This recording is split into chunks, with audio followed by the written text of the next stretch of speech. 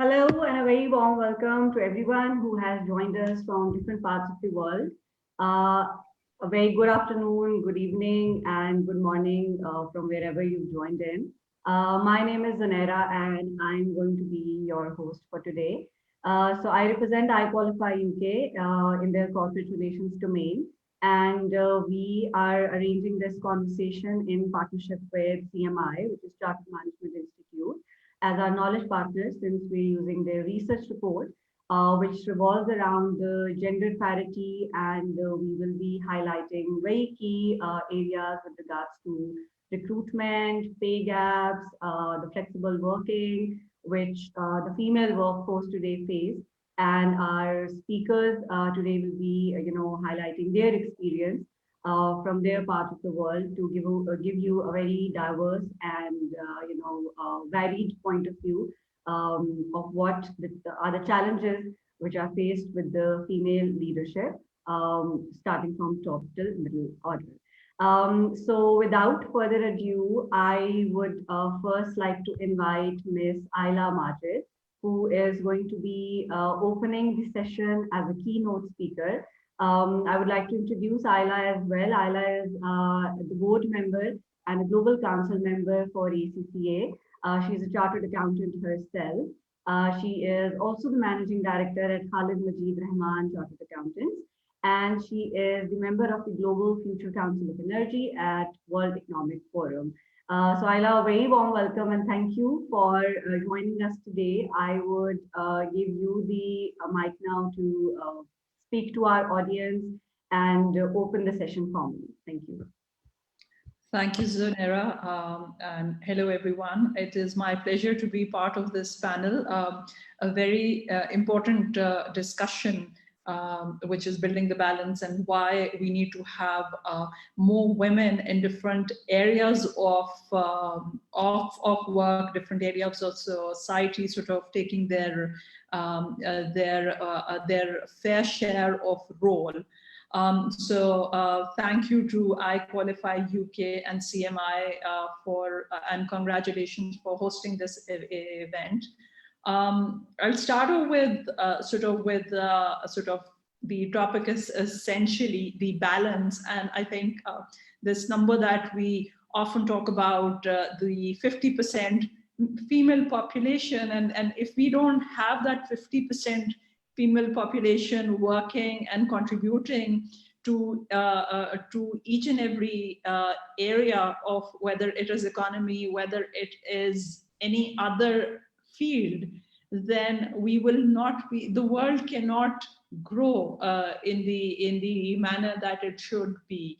And it is just pure logic, pure numbers, I would say. Having said this, we see so many inequalities around the world, and the participation of women and girls in various areas, whether it is starting from education, then the workplace, the labor market, income, entrepreneurship, and even rights of women in many places. And of course it has so much improved, but even there are issues with regards to land rights, inheritance right, and how women can sort of participate and sort of go about managing their affairs.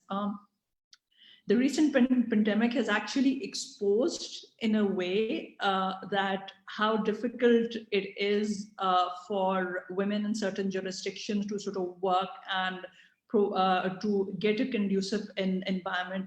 However, at the same time, working from home has now become an acceptable norm, which has benefited many women as well in terms of their participation. There are some other key areas to look at, and that was also highlighted in the report as well. The gender pay gap, and that is real, and that's a very important thing to sort of look at. And organizations, they need to mindfully, first of course, get women in their workforce as well. and to sort of create their hiring process as such, so that so there is equitable participation of women, and then also from the perspective of compensation as well. From my own experience, and being in a developing country, I still see that there are areas, say if there is a job application or if there is a job advertisement, the participation of women applicants would be far less. And at times it sort of beats me that in a country with over 200 million population, how can one not find women applicants for a particular role? And that gets one to think that maybe there are some barriers, some artificial barriers or some other barriers which are not enabling these sort of women to participate. In terms of say, so what really needs to be done in terms of how we need to sort of encourage women more? The enabling environment needs to have access to information, access to the right kind of networks. Being financially included is extremely important. Say the availability of getting the access to the workplace. Now with work from home, of course, people can get access to the workplace, but what if women are expected to sort of go to an office or to a workplace? Do they have the right kind of respectable transport available? Do they have, say, at the workplace, if they have young children, do they have, say, maybe a daycare or other sort of facilities where they can? Then in terms of the flexible working lifestyle, do organizations have these policies in place? Then with regards to, say, again, are there policies that protect women against harassment? Mobility is something that I've already talked about. Are there very clear sort of career paths available? Now, in terms of we all live in an age of social media, which can be used in a very positive manner, and we've seen that a lot of times in a very negative manner as well. How to protect women against abuse, harassment, so many of those things. And starting from a very sort of basic level, the enabling environment, the enabling factors, they need to be there.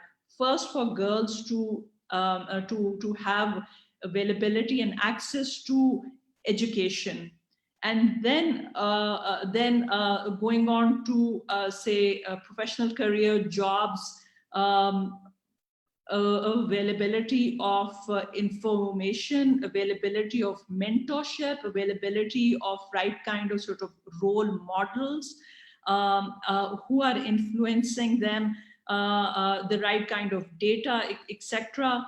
And then access to finance. I've already talked about, say, because there'll be some women who may like to sort of do their own business, so they would like to sort of have those kind of tools available. Then of course, coaching, mentoring throughout one's career, whether it is doing a job or whether doing one's business. So all of these are very important things. I see that over decades, over the last 2 decades, if I were to talk about specifically these two, and from a developing country, there is of course a lot of improvement that has taken place. One would see that in urban centers, girls and women, they have almost all these facilities now available. But what about the second-tier cities? What about the rural areas? The financial inclusion in the rural areas, that needs to be improved as well. There are some very good policies adopted by corporates, as well as government promoting all of that. in Pakistan, and I would say across the region as well. And in Pakistan, at the governance level as well, there are policies in place that there should be at least one woman director on the board of listed companies, and also on the board of public sector companies as well. So that has certainly improved. There is a recent survey, there's a recent report that SECP has issued in Pakistan, which sort of talks about the status of women on boards in Pakistan. I have personally looked at the status of women on board and in the MENA region, and compared that with the South Asian region as well. And there are some great initiatives that are being undertaken. Like there is the Hakama Institute. They are out of Middle East. They are doing great work. There are any initiatives jointly done by IFC in Lebanon, Jordan, many other countries, in Egypt, the Egyptian Stock Exchange, as well as I believe it is the American University of Cairo. They sort of track how it is, how the status is, and how things have improved. So just sort of summarizing and coming to sort of conclude, it is very important to bring along all stakeholders and create a conducive environment. There are great initiatives underway. However, there are interventions that need to be made at all tiers. And I would say starting from education, investing in education of girls is extremely, extremely important. I cannot stress enough of that. And all of us, we are where we are because we were privileged, we were lucky that we had access to all of that. And then the building blocks and then the next steps, they come up about. And last but not the least, it is extremely important to support women through various networks and provide them a safe environment in terms of the physical security as well, and giving them a sense of belonging to a community which is progressing. So I will end here. Thank you. Thank you so much, Ayla, for giving us a wholesome perspective with regards to the MENA region and developing countries essentially. I mean, the point of view you've highlighted, which is right from the accessibility and recruitment. We see a lot of challenges for women in the developing countries, and it needs to be more and more inclusive. And I think female leadership like you, who are doing amazing work in this scope, can definitely help in this regard. So thank you, Ayla, for your insight.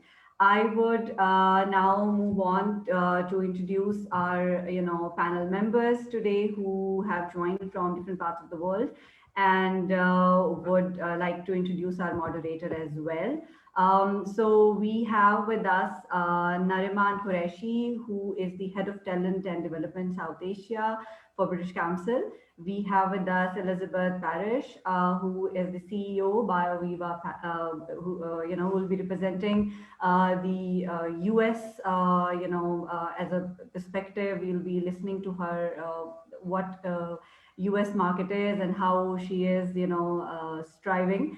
Then we have Samar Al Shorafa, who is the founding CEO. She is Arab, who will be giving us the perspective of Middle East and her perspective, challenges, and her journey for establishing a leading voice for Arab women. And we have Cecilia Fadepe, who is the founder and director, CFBL Consulting Limited. She's an entrepreneur, and I've earlier mentioned that she is a CMI member as well. So thank you, wonderful ladies, for joining us today. The panel is going to be moderated by Ms. Sumbul Manzoor, who is an academician with us, wearing variety of academic hats. She is the head of Center for ICE, and she's the head of studies for iQualify UK and Magna Carta College. And she's one of the lead trainer and assessor for Chartered Manager Institute as well, and a graduate from Buckinghamshire New University. So thank you, Sumbul, for moderating today's session, and I would give the mic to you now. Thank you very much, Zanera. Lovely to have you all here. Thank you very much for all of the panelists to give us time. And again, I would reiterate what Zanera said. Our panelists are actually spanning across the globe. So we've got Elizabeth from the US, we've got Nariman based in Pakistan, we've got Ms. Summer in the Middle East, and we've got Cecilia from the UK, and Ayla again is based in Pakistan as well. So again, thank you so much for all your time. Ayla, I'd like to especially thank you before I start with the panel discussion. So very key and very astute points that you've raised about the invisible barriers that women face. So there are a lot of stereotypes, and there is a lot of work being done as well, as you said, in terms of progression, but we still have a long way to go. We're still kind of in the foothills of developing that culture where women have the culture and the environment for their growth, and then eventually starting from, as you said, with the education, the enabling factors should be there. So thank you so much for your insights, and we will definitely be building upon all of the things that you've mentioned about governance level policies, about how we can engage all of the variety of stakeholders and female networks as well. So moving towards the panel discussion and trying to get your opinions on this. So the first thing that we wanted to talk about, so we are basing our discussion today on the CMI report, which is called Build That Balance. And CMI conducted an extensive, very interactive research, and they've put together some findings that we wanted to discuss with you today. So the first one is about balanced recruitment, which means you're creating a balance through gender neutral job descriptions, you're having diversity in your candidate lists, and how employers can be trained to think differently about capabilities and experiences that different candidates bring to the organization that they bring in with them. So how do we kind of remove that bias, and what exactly has been your opinion? So I would start with Nariman, because you're directly involved with the talent and recruitment. So what do you think is the current status of diversified hiring? Sure. Thank you so much for, first of all, having me on the panel. I'm really looking forward to the rest of the panelists and what they have to share. So when it comes to recruitment, I think you used the term about bias, and that's really one of the biggest hurdles that we have when it comes to recruitment, that unconscious bias, that sort of belief that there are certain roles which are for a particular gender, certain roles which make more sense to have men, things like where recruiters have decided, or potential line managers have decided, that late sittings will not be possible for somebody who is female, or travel might not be possible. And I think in the South Asia market, that happens a lot. I can't speak for UK or US, but in South Asia, these are some of the stereotypes that we deal with. Things like, if we hire a single female, she might get married, then she will leave. Or if you hire someone who is married, she'll start a family and then she'll leave. So people tend to decide what women will or won't do, even before they've had a chance to come in for the interview. So there are definitely a couple of things that we can do to sort of mitigate the impact of this. And we actually conducted a few studies within the organization when we looked at our own recruitment and sort of the results and the trends and the things that it was showing. So one thing that, I mean, even things that you're seeing on the slide, that unconscious bias training or other diversity training, that's something we do feel is very important.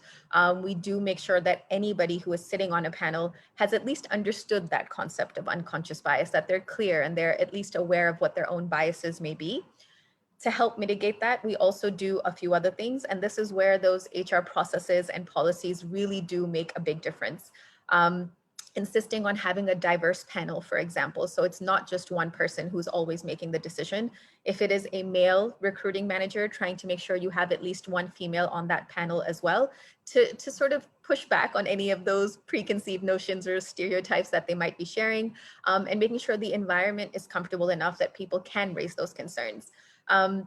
Having structured interviews also does help. because you've decided the questions on the skill set that you need. You've done those in advance before the person has walked in through the door. So you're asking the same set of things for people. Obviously, during the interview, there might be things that you need to probe further, and that's fine. But generally, you want to follow that set structure so that everybody has an opportunity to share the same set of skills. What we often see happens in recruitment is that if you click with someone within that first question, the way you conduct that interview will change, versus if somebody is a little bit nervous and they don't do great on that first question, you don't give them that opportunity. But by making sure you give that same experience to all the candidates, regardless of their first question performance, it ensures that the process is fair, open, and transparent. The other thing that we really stress on to make sure that you're eliminating that biasness from the recruitment is when you're speaking to the manager about the requirements of that job, when you're putting together the job description or the role profile, whatever you may want to call it, making sure that that remains gender neutral. So being really mindful of the language that we're using, being really mindful of the requirements. Are the skills genuinely skills, or these things that the manager perceives to be essential for the job? So, focusing on that. It's not about characteristics. It's not about, personality types in that sense. It's more about what are the skills, what is the knowledge that is required for this position, and making sure that that is what the focus is on, rather than, gut feelings and fancies of recruiting managers. So for me, I think these are the things that are really important. One of the things that we still struggle with a lot is because you hear this term, diversity and improving gender balance throughout. I think it's something organizations across the world are focusing on a lot. But what tends to happen is, for whatever reason, unfortunately, when females do get positions, a lot of people sort of push back and say, obviously, she got that role because she's a female. They forget that organizations are not looking to hire people who are not qualified or who are unable to do the job. Nobody wants to do that. But because people think there's a quota system, which generally isn't the case. Yes, people have diversity targets, but people will not fill those diversity targets with people who are unqualified. That has never been what the conversation is about. But unfortunately, that's a mindset we are still working to change. And it's taking a little longer than we would like, honestly speaking. Right. Again, as long as we're working on it. So I'm sure there's still a lot of work to be done. So Cecilia, bringing those points to you as an entrepreneur. So I would like to have your perspective, because again, running your own organization and being in that on the other side of things, where you're the person who's creating job profiles, you're the person who's looking after whether the job roles or the job profiles, as Nariman just said, are gender neutral, and you're not just hiring because you need to create that superficial diversity picture. So obviously it has to be people who are qualified. So what's your take on the fact, how do employers actually manage that in terms of as the leader of your own organization?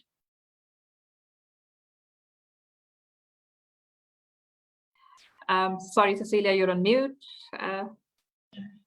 Thank you, Symbol, for that introduction, and thank you for having me here. So, Nariman has already raised so many wonderful points. I'm not really quite sure what else I can add, but what I would say is that it has to be a conscious effort.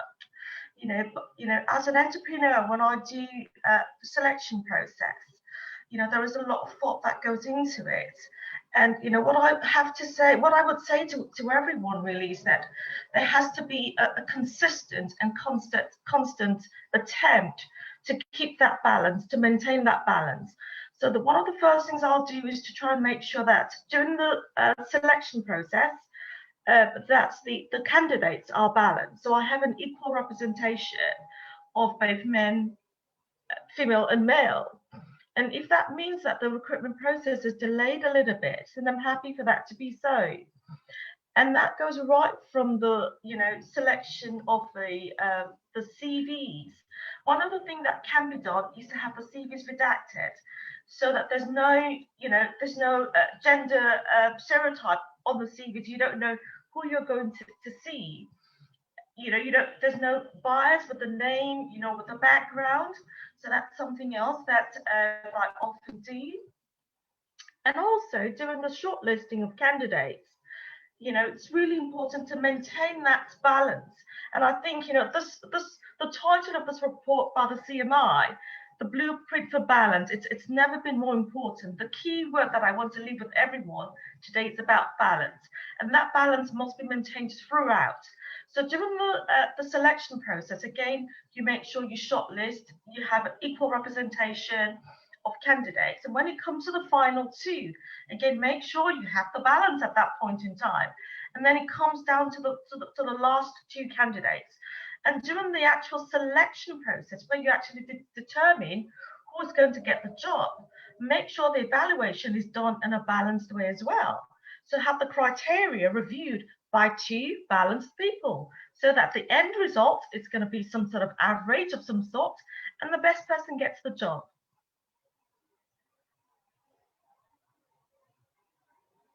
Okay, absolutely agree with those. Yes, I think that that's a very proactive approach. And as I said, as a leader within your own organization, if you have that perspective, and obviously it cascades down to your other senior managers, and they have the opportunity to eventually move forward in their own careers and kind of replicate the same best practices. Exactly. So that's another thing as well. So again, building up on that, it's about how we also provide women the opportunity to be mentored, and we have that skills and career development pathway. Isla mentioned about that as well, that it should be something that carries forward throughout their career journey, not just actually building up to a career, but moving forward as well, a step program. And she also referred to the women's networks. So in terms of skills and career development, that's another area that the CMI report has built upon. So Lisbeth, I would like your take on the fact that, do you think we do have a gender balance intake for leadership development programs within organizations? No, I don't. And I'll come from the American perspective. We certainly don't. In the US right now, only 29% of women hold senior management positions. That's a dismal amount. And if you look at the world globally, only about 6.7% of women are in S&P 500 companies in CEO positions. And I think that this stems from an inequitability in the different styles of women and men. So is it a complete fault of the system? Well, the fault of the system is basically all of us being behind on education. We have different styles, we have different levels of confidence, and we have different levels of baseline qualification, okay? So if we want to open up the world for women, we can't just, I mean, honestly, we can't just look at a CV. Men are more confident. They might have more of the skills. They might have more of the background because they've been able to be in the positions that we're trying to fill with women. And without experience, it's hard to get those jobs. So as employers, you know, we need to look at women in a very different way. We need to mentor them and mentor them into these positions. I have had so many interviews with women in which I needed to say, we are an environment to help lift you up into a position that you might not have thought that you could take. I see that you have basic skills and basic requirements that we're looking for, but we can do so much more with you. I mean, in a startup company, you're looking to bring in founders starting at a base level and lift them all the way up with the company. But we have to think about this entirely in every program. So you can't always put a female and male CV up against each other just because of opportunities.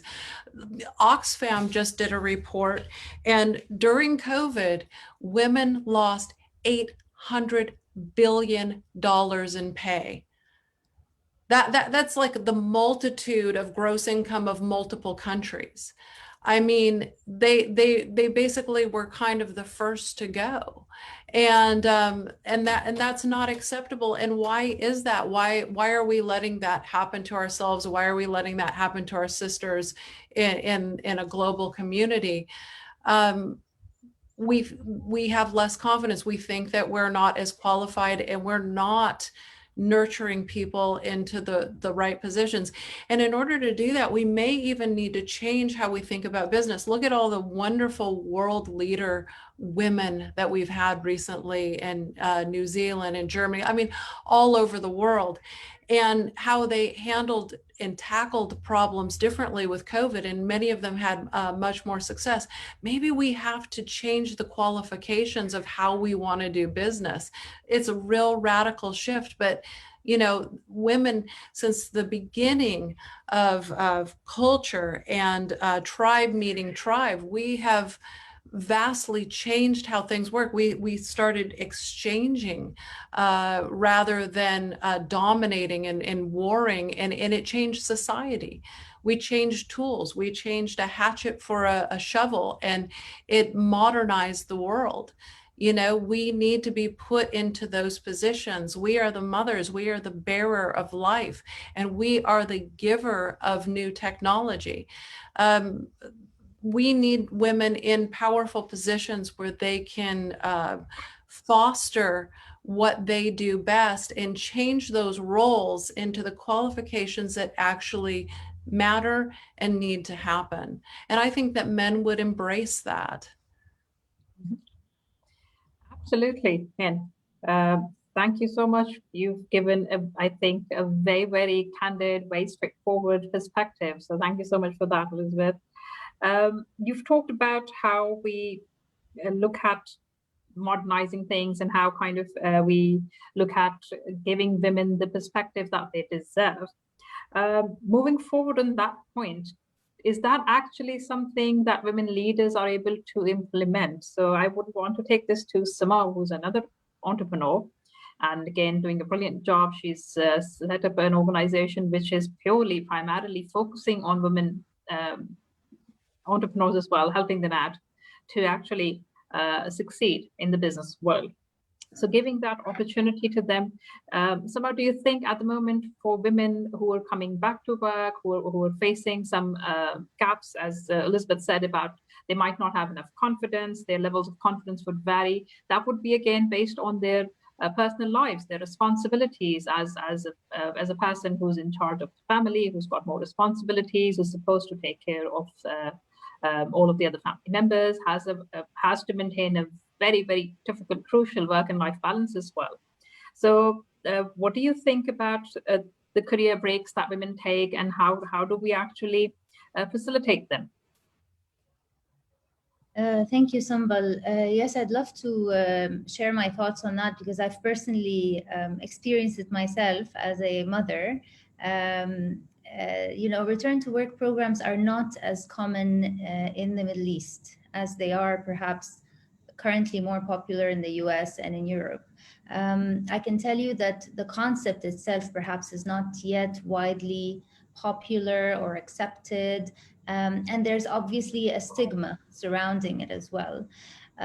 Yet, you know, it doesn't discount the fact that there's this massive pool of what I would call untapped talent when it comes to especially mothers returning to work. And then I speak from personal experience about that. In fact, I just posted about it on my LinkedIn account last week. I have a friend who's been taking a very long time off, taking care of her children, personal choice, but has been trying to get back into the workforce for years now, and was unsuccessful. And when finally shortlisted with another candidate, she was told point blank that she had a black point on her resume, and that black point was her motherhood break. So this was heartbreaking, you know, for her, for us, for all women. You know, if you view this as a black point, this is just, you know, detrimental. Versus, you know, in the US and Europe, companies have been adopting such programs.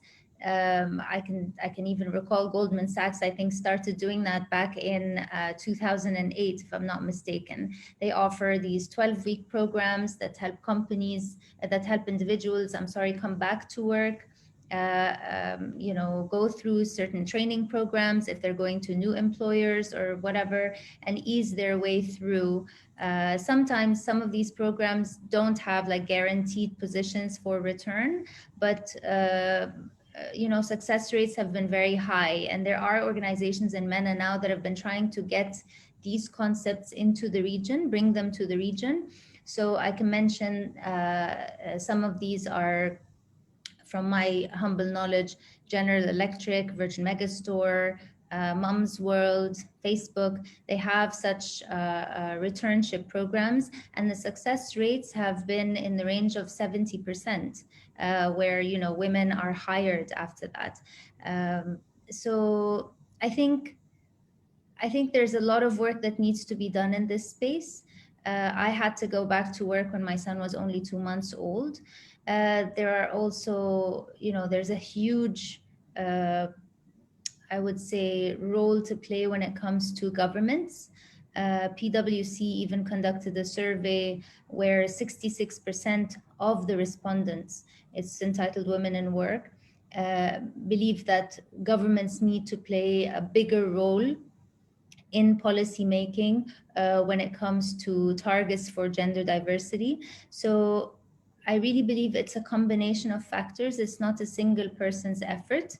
It's policy making, it's employers, it's, as the CMI report highlights, it's a line manager's responsibility as well to provide the necessary support. And we need to address the stigma surrounding it. We need to address the stereotypes surrounding it and encourage more.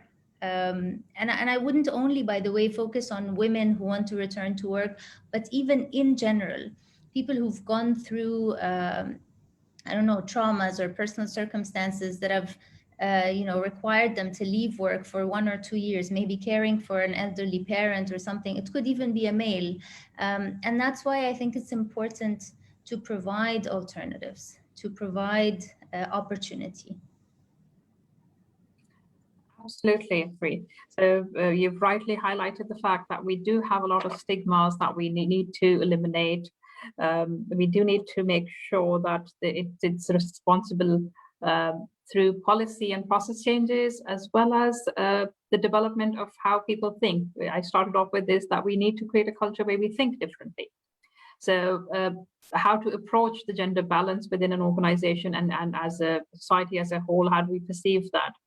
And that brings me to another stigma that we have now been during the pandemic as well, that's highlighted as well. Again, I will refer to what Ayla mentioned in the keynote as well in the beginning. Women especially are facing a stigma in terms of flexible working. So it's, again, referring to the report, we see that flexible working is not just part-time working or working differently. It's a lot of different things. It's about compressed hours, it's about remote working, it's about work from home, it's shorter week. But we have this perception that flexible working is very difficult to manage. And again, there's a bias that men have as well. Again, a woman who's working flexibly will probably be looked at somebody who's not as productive, as efficient, as compared to the male co-workers. So Ayla, could I maybe ask you to give us a comment on that? What do you think in terms of the South Asian region as well, and generally global perspectives? Is that something that, how do we counter that? How do we counter the stigma that's associated with flexible working? Sure, yes. Flexible working pre-pandemic was looked at from a completely different lens. While a lot of people have lost their jobs during the pandemic, one positive thing that has come about is that there is now greater acceptability. And of course, it is because of not because of choice, but because people were compelled. There was, in many jurisdictions, no other way to work but to work from home. Organizations were compelled to adopt these models, and after the adoption of model, they realized that, of course, there are benefits. I mean, they are saving so much huge infrastructure costs. They are saving cost of sort of maintaining large operations, large office space, etc. And of course, not providing an opportunity to a person in the same jurisdiction earlier. So that has sort of kind of helped. So I would say now going forward, it's a very acceptable way of working because of the fact that it really adds and contributes to an organization's efficiency if implemented right. Some organizations may not have sort of come up to a position in terms of use of technology, or say, I would say, even in terms of people's behaviors as well, how they conduct themselves virtually vis-a-vis, and there's a cultural aspect as well. And at times, sort of, it is very important to work with team members at the same place. So both have definitely benefits. So earlier, it was the way it was considered that when women are working from home or women want flexible hours, I think a lot of men have realized this as well, and they would want that as well. So I think going forward, it's going to be completely different. So there's a complete shift of change of mindset that has occurred, again, not because of choice, but out of compulsion. Just like to add just one point with regards to the previous conversation that was happening with regards to organizations having biases in terms of sort of hiring. There's a very interesting book that I would like to refer, and it's written by a Harvard professor, Iris Bonet. It's called What Works. So what she talks about, de-biasing organizations, because it is difficult to change individual mindsets. So it was exactly around the point what I think Celia mentioned with regards to that. You don't look at the gender when you sort of conducting your hiring. So in terms of when you sort of blank out that, maybe the name and the gender, and then do that, then do the recruitment process. I would also like to mention another study, which is also probably coming from a Harvard report. So if there is an ad for a job, so if there are 10 sort of qualifications, or sort of 10 preferred list of things required. So if there's a male applicant and even he would sort of qualify for 6, he's very likely to apply for that job. But if there is a woman candidate, unless she's very sure that she would meet probably 8 or 9 of those, she may not apply. So organizations need to reach out and put this in their recruitment process. And I know of some organization, a friend's organization actually based out of London, they actually write this in their job advertisement, that because of these reasons, we know that some women may not apply. We would encourage that you still participate in the process, because participating in the process, of course, it is not just about the CV, not just about the qualification, but going through the process, the interaction. Organizations don't now need not only CVs, they want people to deliver. And at times, female candidates, they may be in the best position. So my view on the virtual work, coming back to that, is that I think everybody needs to contribute positively and create a positive experience for all stakeholders, and I would say the organization and for people around us as well. That will then create this, or make this even normal, and it's going to be very helpful for women.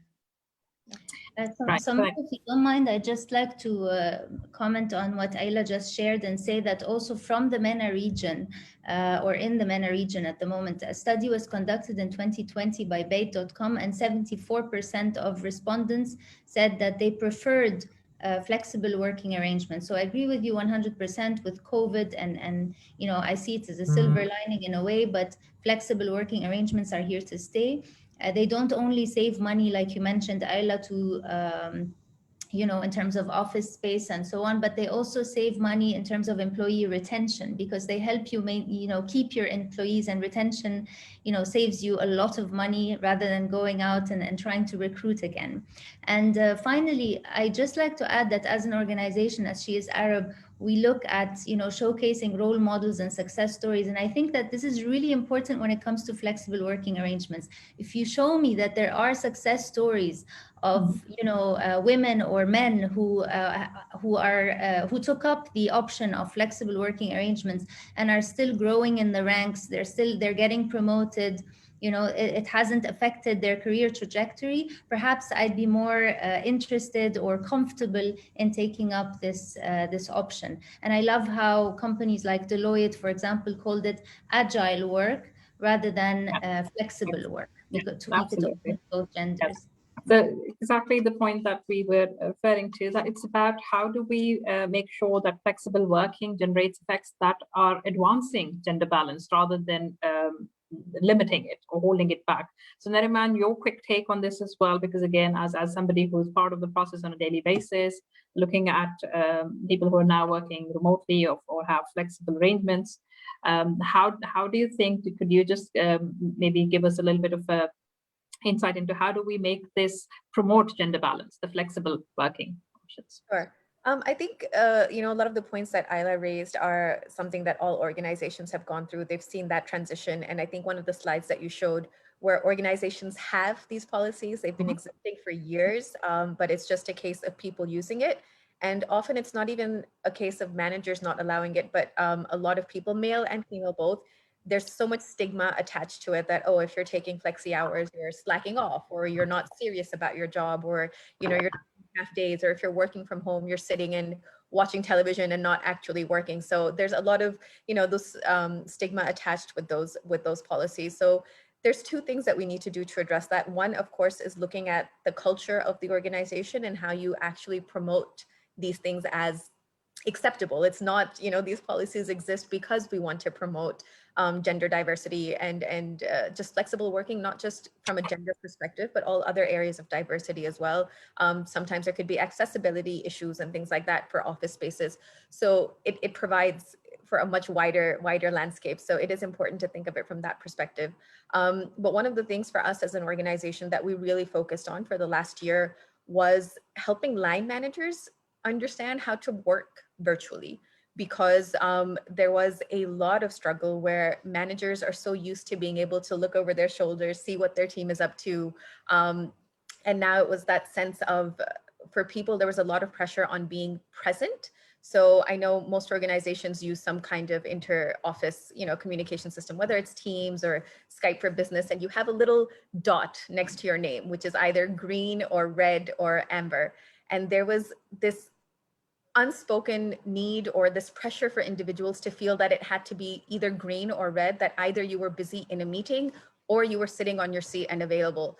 And because we've seen so many studies talk about how the load on women in particular has doubled during this pandemic. We're all doing, 2 full-time jobs because you're doing the homeschooling, you're doing the house chores, you're doing the work itself. So just how many hours do you have in a day? And so we've spent a lot of time working with our managers to talk about it. We've done countless sessions, we've done work focus groups, just to help managers understand that there are ways to work virtually. You don't have to have an up-to-date knowledge of where your person or your team member is every second of every day. And that if you're saying you're working from home, we also reminded people that it's not the same as working from home pre-2020. We were working from home in the middle of a pandemic. That is not exactly the same as working from home in 2019 or 2018. And there were a lot of other considerations that had to take place. The fact that people were, let's say, homeschooling, or that they're looking after people who may be unwell. So that flexibility had to be built into the system. And I think for us as an organization, we were fairly successful with it. But in the long run, what I think has helped is, as Summer and Ayla both pointed out, that it is here to stay. People have seen the benefits of it. People have seen that it is possible to do it. There are ways to connect. And in some ways, for, let's say, teams that are global in nature, they've actually found that they connect a lot better, because instead of having 10 or 12 people who are co-located in one space, having their own little meetings and the rest of the world connecting once a month or once a week, now everybody is connecting in the same way in a more regular basis. And I think these are some things that might just continue in the future. And it allows everybody to have that equal access and equal opportunity in ways that we didn't prior to this. So I think it's just about organizations being careful not to revert back to some of the old ways of working. And hopefully we've learned those lessons, continue to take it that way. I think it's definitely here to stay, the flexible working, the arrangements that have been implemented in the pandemic. But at the same time, if you're offering employees the leverage to work on their own terms, but give them the option to have that opportunity. The other thing that needs to be taken into account is the mentoring and sponsorship programs that we need to make sure that are present. So how do we make sure that the progression of mid-level managers, again, the CMI report refers to that there's a big, if you look at the hierarchy in terms of the pyramid that's built up in the report, I think we can put it up. So you've got middle managers and senior managers, but you don't have a lot of the C-suite managers or the top leadership as females. So Cecilia, your thoughts on that? How do we actually make sure that the mentoring and sponsorship programs ensure that women do actually reach the top of the ladder? Thank you for that, Symbol. I think, the first thing I'm going to say is that this starts in the mindsets. The best way for me to explain this is to actually talk about my own personal circumstances. For me, growing up as a child, my mom made me believe I could do anything. I could get to anywhere. So it starts from home. My grandmother also, she's late, but she was a feminist in her time. She didn't let anything hold her back, and she always told me to do the same. So the COVID-19 has helped. It has resulted in a transformation, but the job is not yet done. There is so much that needs to be done. I went to an organization, I do audit from time to time, and I visited an organization sometime last year. And what I noticed was that the office floor in the organization had the men on the top. Most of the men were on the top, and the women were below. So if you read the CMI report as well, a lady quoted there, she said, women in my business are believed to be admin. And I saw that myself in person. I said to the person who took me around when I was auditing, I said, why do you have all the women on the ground floor? And he said, I don't know. I said, are you sure you don't know? So what we must not do is we must not stand for this. We have to actually call it up and say, this is not right. Obviously, I couldn't say that at the time, but it's something I took away with me and it stayed with me. So, in terms of what we can do to make sure that we have more balance in the boardroom, I would say the control functions in an organization, HR, legal, finance, they all have a role to play. I'm not being biased because, I've got a finance background, but we are there as controls. We're there as governance controls. So we have to make sure we get that going. There needs to be policies in place, and those policies must be governed. It must be reported on a monthly basis as part of the monthly reporting. How many people do we have on the board? And when one person leaves, we have to maintain that balance. We maintain the quota. When we're also tendering for work, for contracts, we have to make sure we stipulate that there is a balance in place in the contract award as well. How diverse are your team? So this cuts right through the entire organization. So I would say the governance, the reporting is key. There are structures that need to be put in place, but it starts from the top. If the top, I'm talking about the executive level, if they've got the right behaviors, the right mindset, then it is easy for the rest, the middle managers and the senior managers to follow suit. So I think the first thing we have to address are the people, the behaviors. We have to monitor this. We have to report on it. We have to govern it actively and make sure that balance is maintained for all structures. We don't want women seen as admin or support staff. No. Women are engineers, they're tech experts. We have to make sure we don't stand for this. That's what I'll say. Okay. Thank you very much. Yes, absolutely agree there with you. It has to be a concerted, focused effort on creating that culture. And as you said in the beginning, the mindset is what matters most. And again, it's our responsibility. All of us here are working within organizations and represent global perspectives here as well. And I think it becomes our responsibility to cascade this within our networks as well. And again, we built that leadership equity for female leaders and kind of promote them and give them platforms where they can connect, have social influence as well, build up on their training and development programs as well. So that brings me to the cultural side of things as well that we talked about. Elizabeth, your take on this? We've actually kind of running short on time. I still have one topic to cover, so hopefully we'll be able to do that as well. It's very important that that's the last one, very, very critical pay and rewards. We'll come to that in a bit. So Elizabeth, your take on how do we develop leadership equality and culture within organizations? How do we actually make sure that women get the opportunity to come to the senior level? Sure. Well, I'll be brief because I loved everything that I heard. I think that one thing that we need to do throughout companies is make sure that a job has one pay, that it's not based on some sort of inequality of masculine favor to which people could make more money by being competitive. I think that when we have a flat rate fee for jobs, then people do make the same amount and we don't create some sort of misbalance of energy. But, just like, everyone has said here, we need to, achieve a roadmap for a career advancement for these women. We need to embrace a new culture, a new idea or an ideal of how business can move forward.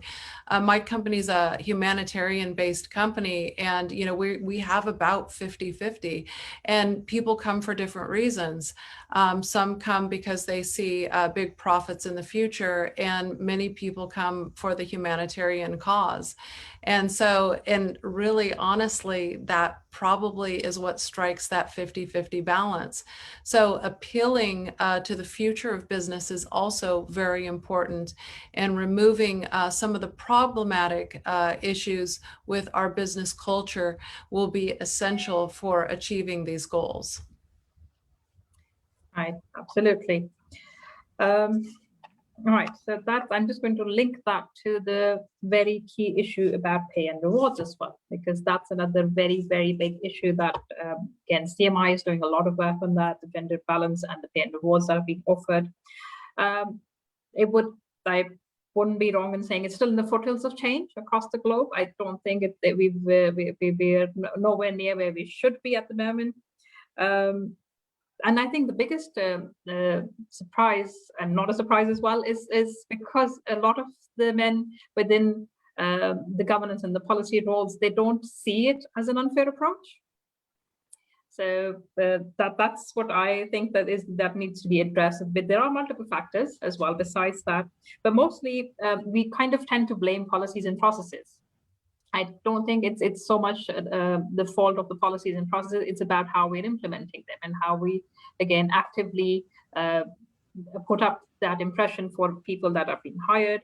And how do we actually implement the coherent strategies? So Is it fair that I say one more thing? In our company, we pay based on the responsibility of the job that you have. So we have people in C-level positions that actually make less than some people that might be considered more administrative because it's crucial to the business. And that's one of those cultural changes that might be necessary to take place, is to topple the hierarchy, right? And actually pay based on, how essential the role is to the company's success. It's a very different way of thinking, but it actually works. Okay, brilliant. Okay, Summer, yes, I was coming to you. Your take on this? No, just on just to follow on what Liz mentioned, because it's very interesting. I'm pleased to share that being based in Dubai, the UAE has pioneered the gender pay gap issue and has actually issued a law regarding that. So it is equal pay is now by law in the UAE, which is something we're very proud of in a region where, you know, Liz mentioned that in the US, women occupy 29% of leadership positions. Well, in the Middle East and North Africa, it averages between 11 to 15%, Liz. So we've got a long way to go. And female, you know, participation in the labor force is actually between 18 to 20% as per the ILO. So that's why, as you know, she is Arab, we're also focused mostly on the economic empowerment or the economic inclusion of women. And I think that this is key to address all of the other, you know, shortfalls. And I think one important thing to add to what you just said, Sambal, as final remarks, is also the issue of culture. You know, it's not just policies, it's not, you know, it's also behaviors, it's also culture and traditions and the law and the role that they play. Like we in the Middle East have the issue of cultural and societal challenges play a major role in where women stand today when it comes to women at work. And I don't know if we have time to quickly address the issue of mentorship and sponsorship, which I believe is so important. I can also say that in the region, this has been a growing trend. There are a lot of organizations that provide mentorship specifically for women, both looking at, you know, fresh grads and mid to senior level career professionals. We have a long way to go, but I think more emphasis should be placed on sponsorship as well. You need someone to fight for these women, to speak on their behalf, to really advocate for their growth in the organization. So this would be my 2 cents, and I'll stop here because I'm conscious of the time. Right. I will actually give you a little bit of news from today. So the Journal of Banking and Finance has actually run a report, and it was published today in the Daily Mail UK. This is actively today's news, that female leaders are better at keeping workers happy. They've run a report. They've gone through about 12,000 different lawsuits that were carried out. And the proportion where it was female leaders is really low. So generally, female CEOs have a greater variety of employee-friendly initiatives. They're actually more successful at making the work environment more proactive and more friendly and open, and a very conducive culture. So I think that's today's news. So again, we are making progress, as Samar just said. There's a lot to be done. It's about how strong of a platform we provide women. And again, I will refer to CMI, and there's a C-level backing up, and the CMI is doing a tremendous job across UK and again now globally as well. And iQualify UK is of the same philosophy. We want to actually create better managers and then specifically focus on creating better women leaders as well. So we are doing our bit. We're trying to get people into that philosophy of changing the dynamics of the workplace for the women, breaking those invisible stigmas that are there. And the CMI report, I'm sure all of you have gone through that. It refers to broken windows as well. It's about fixing those minor things, the underlying things, and not just looking at the bigger picture. It's about the tangible changes that can be made, the smaller ones that actually in plugging those holes and mending those windows, which basically create a ripple effect for women moving forward. Okay, so the small, low-level infractions that are carried out everywhere in our own organizations. So coming back to that, as I said, it's our responsibility as women leaders. We've got a position of power. All of you are doing amazing things in your own roles and making it that difference within your own capacity and within your own domain. So I'm very, very grateful to all of you for joining us. We were supposed to talk about just a little bit at the end about the best practices. So I would like all of you to give me an end note, just to sum up your thoughts for the day. So starting from Cecilia, your end note, thoughts about everything that we've discussed. Thank you, Sambal. So again, it's really maintaining the balance. We also have to address the mindsets, the cultures, the behaviors, and everything is possible. You know, the pandemic has taught us that we have to have an open mind. If somebody wants to be flexible, then they shouldn't be punished for it. You know, and they should be paid equally. I watched the video recently, and the new generation would not stand for that. You know, Generation Y, Z, they wouldn't stand for that. A lot of them want to be entrepreneurs. So we have to have an enabling environment where everything is possible, and it is possible. Okay, thank you so much, Cecilia. Absolutely spot on. It's about something that needs to change. So, okay, Liz, your thoughts? Oh yeah, well, thank you for having me here. It's about 2 a.m. in the morning where I'm at, so sorry if I'm a little bit slow. Thank you. I just encourage everyone to read the CMI report. I think it was really important, and I wanted to leave on, you know, something that I had to look into when I read the report, because there's this reference to broken windows, and I of course then had to go do a bunch of research of where that theory came from. And, you know, just to clarify that to anyone listening who might not know what that means, you know, when you're in a neighborhood and you see broken windows, you tend to treat that neighborhood more poorly. You don't honor it. You don't try to clean it up. You don't do great things. And so when you fix those broken windows, people in that community start to treat it better. And in this case, it's women in business. And so I just wanted to make sure we bridge that gap of understanding that people realize that when we treat each other poorly, or when we allow ourselves to be treated badly and we don't work to change the culture, it hurts all of us. It hurts our community and it hurts our environment. So by, you know, fixing these broken windows, in this case, this analogy, we create a better world for everyone. And I just think that was a really hard-hitting point of the process. Absolutely, yes, definitely agree with that. Yes, right. Nariman, your thoughts?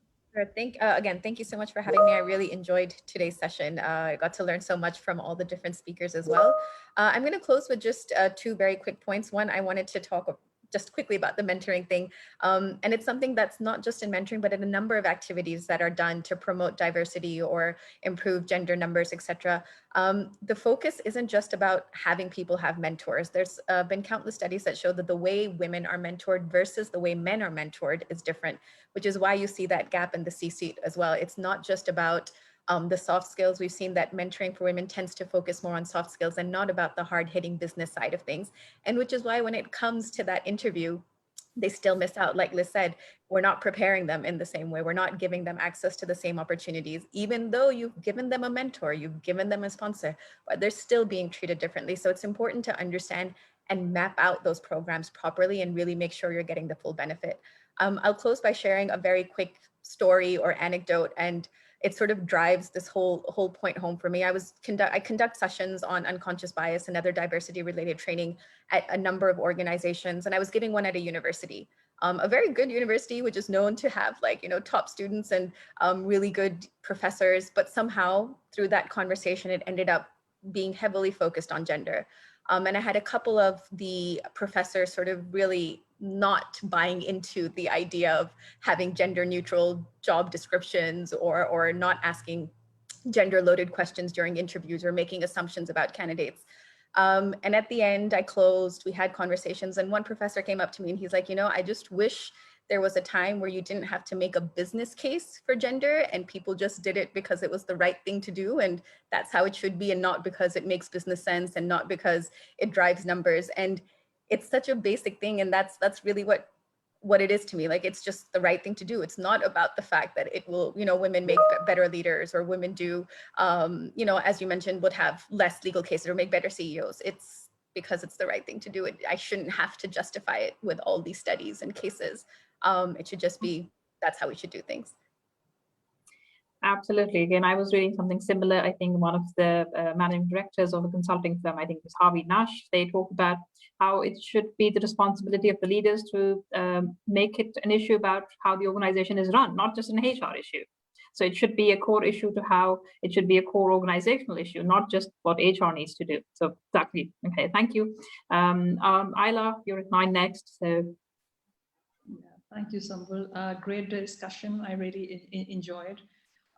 So why do we need to have women and the right kind of balance everywhere, in every sphere of life, in every profession, in every sector? There are many key points, but I would like to highlight a few. One is that diversity is extremely important for growth. So we need to have diverse perspectives. When women are sitting on tables like the board tables, they will ask difficult questions and they will ask very straightforward questions, which from experience I've seen and being part of many boards, I've seen that women tend to be the first ones to do that. And not only do that, but to address risks and then provide solutions. It is how the female sort of brain perhaps works. I think that it would sort of view from one end to the other. And another very important thing is that women, most of the times, they would tend to have a stakeholders of approach, which is very important. That when we are taking any decision or there is any kind of deliberation, we have a lens that looks at many different perspectives, many different stakeholders' interests. And when I say stakeholders' interests, it is not just people, organization, or resources. It is also the environment and the sustainability as well. We've seen great leaders who've proven themselves, whether it is in the business space or whether it is in politics. And I would say most recently, I think there's a lot of sort of nice articles going around that how women-led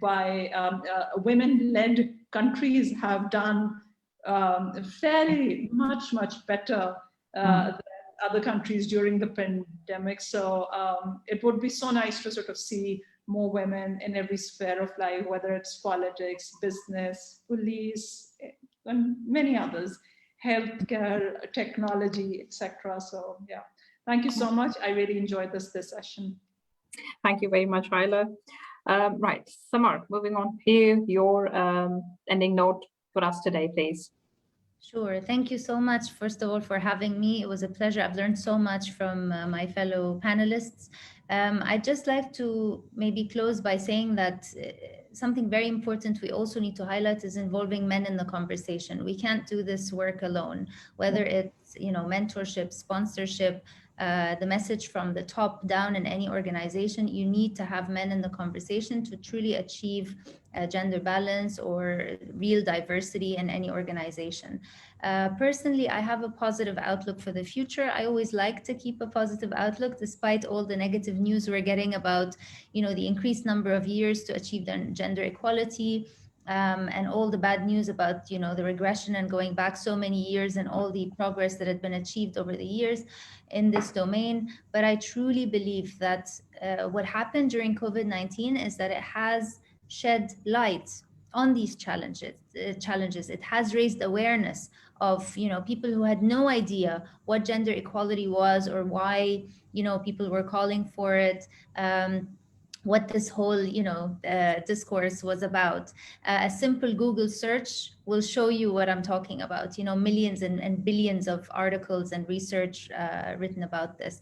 And I think to Ayla's point as well, the fact that the way countries led by women showed us, the real deal when it comes to women's style of leadership. The fact that they bring different leadership characteristics to the table is also a highlight for me from this pandemic. So with that, I'll close, and I look forward to a better future for all of us with more women involved at the top. Thank you. Definitely. So thank you very much for everyone who's joined us today. As I said in the beginning, different parts of the world, different perspective, different time zones, and we've managed to come together and have a very thought-provoking discussion, and we've actually discussed very key issues. And I see all of you making brilliant strides in terms of creating that gender balance within your own organization, that your roles. You're quite keen on developing that mindset, changing that mindset to think differently, approach the gender balance issue differently, make it an issue which is not just talked about, but actually tangible, progressive changes are being made as well. So again, I would also refer to what someone said. It's about keeping up the positive outlook as well, making sure that we focus on how far we've come as well. CMI talks about that in the report as well, how many strides, and they refer to a lot of case studies where a lot of big organizations have managed to do tremendous work, and they continue to do the same. So I think we've had a very informative, very educating discussion about how recruitment can be balanced, how we can make sure that pay and rewards, mentorship schemes, leadership trainings, and the flexible working facilities can make sure that we create an environment which is conducive for women leaders to reach to the top and be more effective and be more successful. So we need to make sure we actively address the invisible and unspoken bias and stigma that we face. And again, definitely very rightly, it's very important to include the men in the conversation as managers, as line managers, as peers and colleagues. It's important for them to understand that these are real issues which need to be targeted, which need to be addressed. And there has to be a cultural change and a change in perspective within our own organizations, and then obviously have a knock-on effect on the society as a whole and the business world in general as well. So, right, I think thank you very much. Thank you so much, Sumbul, for moderating this session quite effectively. We've, 15 minutes over, but that's fine. At the end of the day, the conversation was fruitful, and I'm getting messages as well that everything was very well explained. So I think that's a success. Thank you to Liz, Samar, Nariman, Ayla, and Cecilia for joining today, and we wish to have more conversations like these, in a one-to-one capacity as well. So thank you all, and